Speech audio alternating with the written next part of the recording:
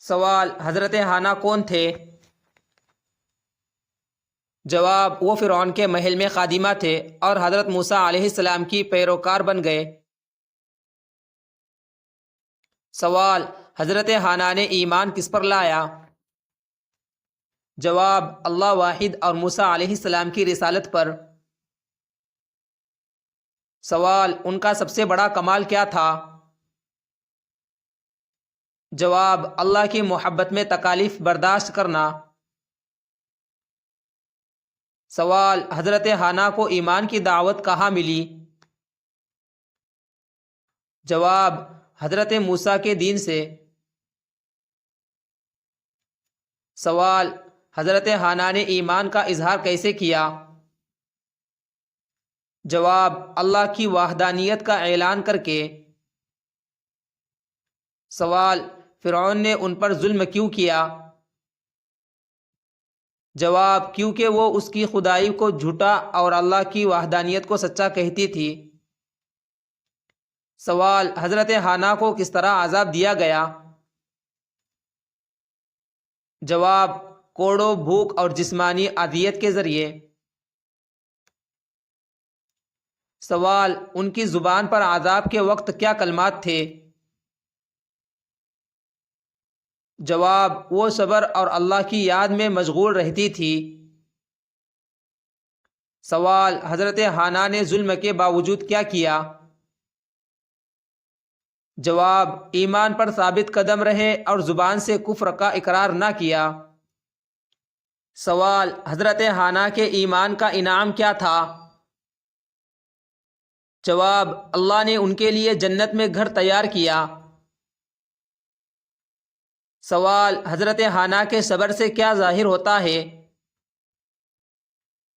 جواب: اللہ کی محبت دنیاوی عذاب پر غالب ہے۔ سوال: نبی صلی اللہ علیہ وسلم نے ان کا ذکر کہاں کیا؟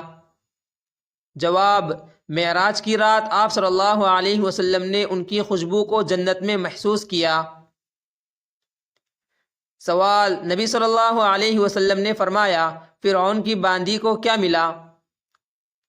جواب: جنت میں بلند مقام۔ سوال: ان کا ذکر کن کے ساتھ کیا گیا؟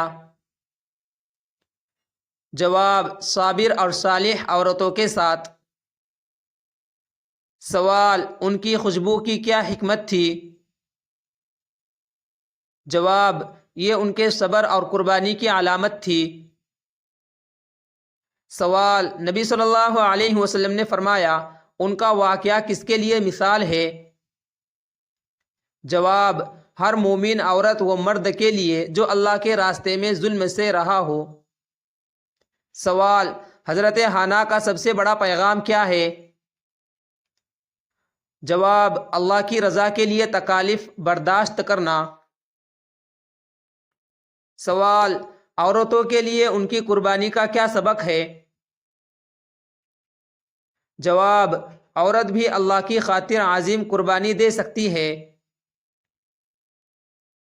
سوال: ان کے واقعات سے آج کی خواتین کو کیا پیغام ملتا ہے؟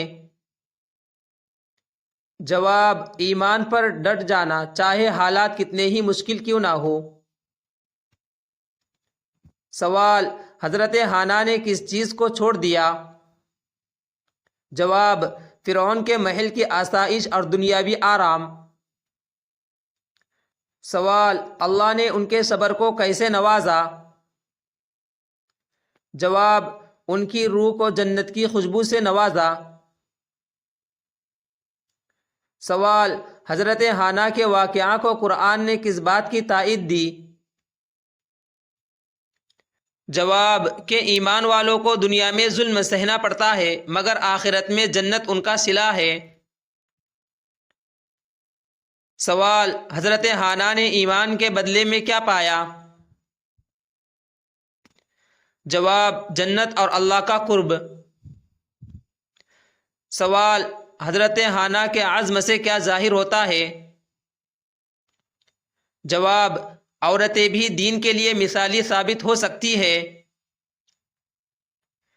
سوال: حضرت ہانا کے واقعہ کو کیوں یاد کیا جاتا ہے؟ جواب: کیونکہ وہ ایمان پر ڈٹی رہے اور قربانی دی۔ سوال: حضرت حنا کا سب سے بڑا ہتھیار کیا تھا؟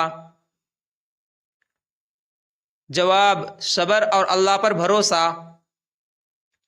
سوال: ایمان والوں کے لیے ان کا کیا پیغام ہے؟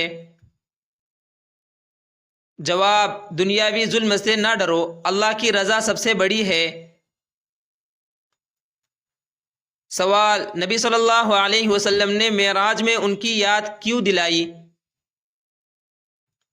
جواب: تاکہ امت کو صبر اور قربانی کی مثال دی جا سکے۔ سوال: حضرت حنا کے واقعہ کا سب سے بڑا سبق کیا ہے؟ جواب: ایمان پر ڈٹے رہنا ہی اصل کامیابی ہے۔ سوال: حضرت حنا کی زندگی کا خلاصہ کیا ہے؟ جواب: اللہ کی محبت میں صبر، قربانی اور ایمان کو دنیاوی آسائش پر ترجیح دینا۔